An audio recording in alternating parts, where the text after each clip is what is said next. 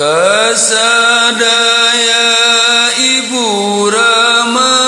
ulah hari wang cangcaya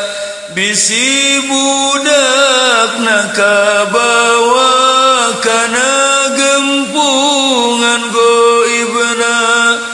ari goib te kumpulan jalmi miharap ampunan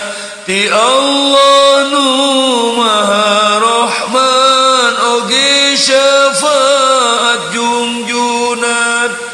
tanggal salapan kawitna dina bulan Februarina 2020 na eta tahun masyahina ari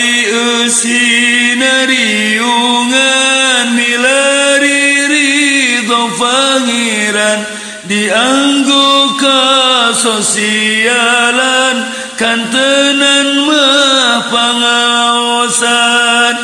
namun bili bade gabung kadieu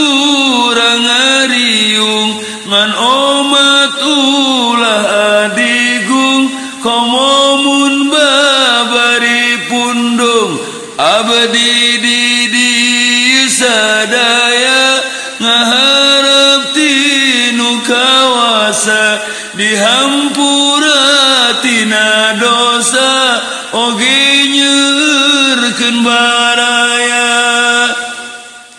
tong sok ngabedakeun guru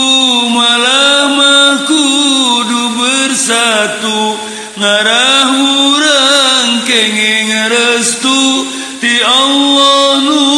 maha satu ngan kade ulah ngarasa jalmi anu paling bisa sabab urang salarea nu teu luput tina dosa umat urang sadayana tong ngalawan indung bapa tong pasea jeung tatangga deketan para ulama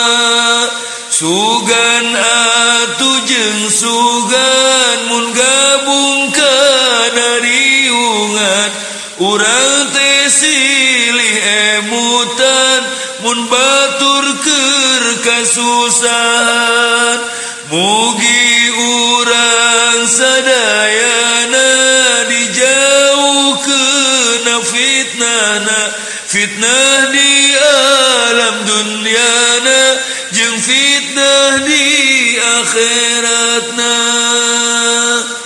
Jangan lupa di subrek dan nyalakan loncengnya.